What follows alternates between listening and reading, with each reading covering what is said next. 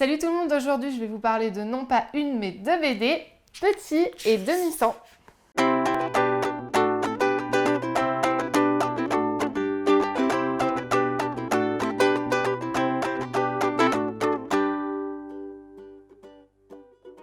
Petit et Demi-sang sont sortis respectivement en 2014 et 2016.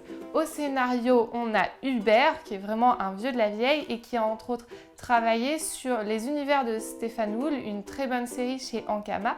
Et au dessin, on a Gatignolles. Alors lui par contre, il fait de la BD que depuis 2009, mais il a beaucoup de talent et je vous conseille vraiment de le suivre. Le tout est publié dans la collection Métamorphose chez Soleil. Retenez ce nom, c'est une excellente collection qui a publié de très bons albums tels que la série Billy Brouillard. En plus, elle est co-dirigée par Barbara Canpa, la maman de Skydoll.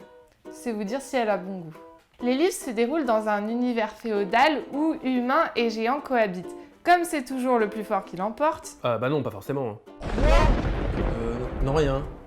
Donc, comme les plus forts gagnent toujours, les géants constituent les rois et les reines du royaume et les humains constituent le petit peuple. Du coup, les géants, ils habitent dans un énorme château au sommet d'une montagne et les humains, ils habitent au pied. Ils leur servent d'intendance et de garde-manger. Oui, parce que les géants bouffent les humains. C'est dégueulasse. Ah bah non, moi j'aime bien. Dans Petit, la reine géante accouche d'un drôle de bébé minuscule. Comme le roi est très cruel, elle décide de le lui cacher et de l'élever dans la clandestinité. Finalement, ça donnera un garçon légèrement plus grand qu'un humain moyen, mais beaucoup trop petit pour être un géant, ce qui ne l'empêchera pas d'avoir beaucoup d'ambition. Demi-sang est un spin-off de Petit. L'action se déroule pas sur la montagne, mais à son pied chez les humains.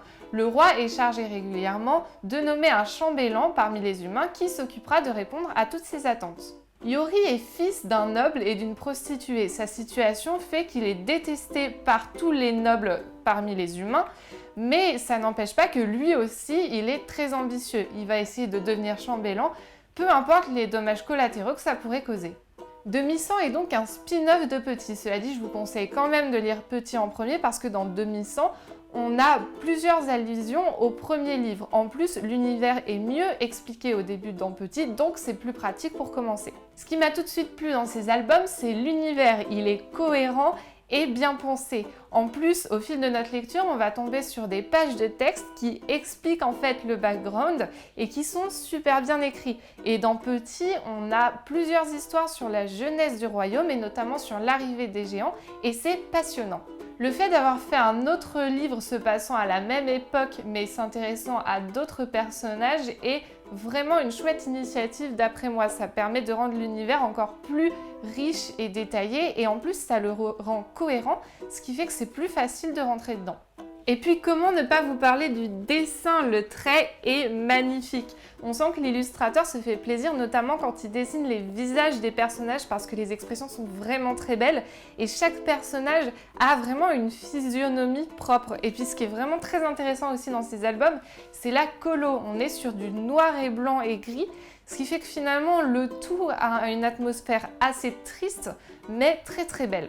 On sent aussi que l'illustrateur se fait très plaisir au niveau des décors. Ils sont grandioses puisqu'on est dans un univers de géants. Quand on se retrouve chez eux, tout est vraiment de taille XXL et ces tout petits personnages au milieu, c'est vraiment très impressionnant et vraiment très joli. Pour moi, ces deux albums sont de vraies réussites. Je vous les conseille à fond et de mon côté, je croise les doigts pour qu'il y en ait d'autres.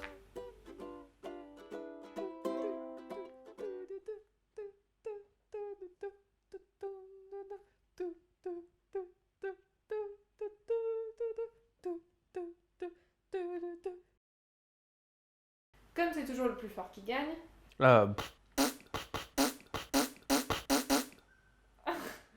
T'es pas d'accord avec moi, laisse-moi deviner. Non, je ne suis pas d'accord.